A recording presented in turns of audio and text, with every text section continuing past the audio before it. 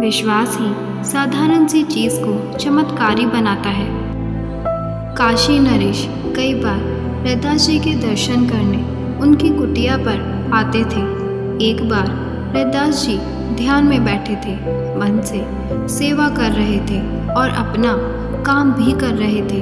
काशी नरेश ने प्रणाम किया और कुछ देर बैठे और जब चलने को हुए तो प्रसाद के रूप में रैदास जी के पास चमड़ा धोने का जो एक पात्र जिसमें जल भरा रहता था, उसमें से जल काशी नरेश को दिया।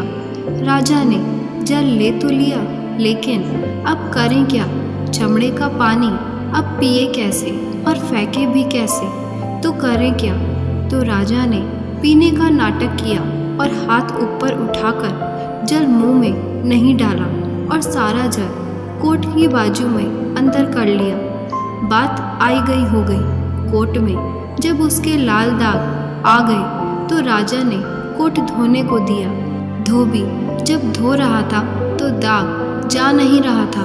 धोबी ने दांत से खुरचने की कोशिश की तो धोबी को एकदम से भावुकता आ गई। धोबी तो पागल हो गया, नाचने लगा।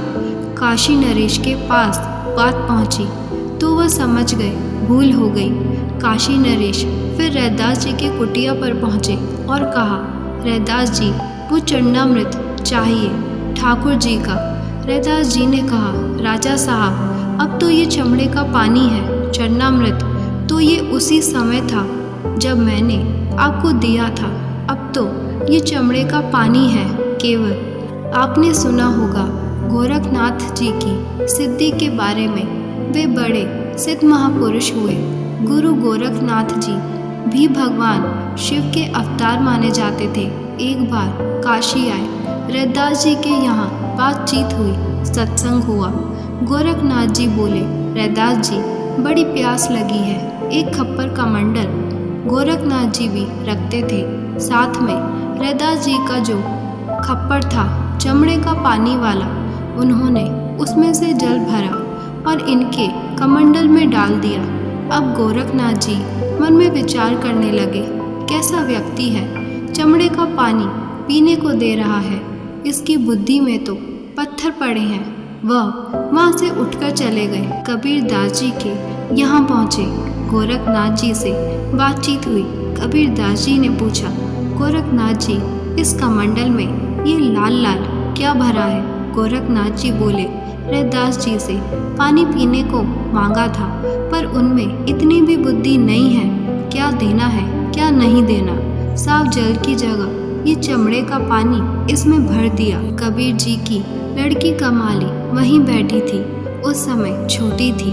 उसने भोलेपन में खेल खेल में वो कमंडल उठाकर सारा जल पी लिया।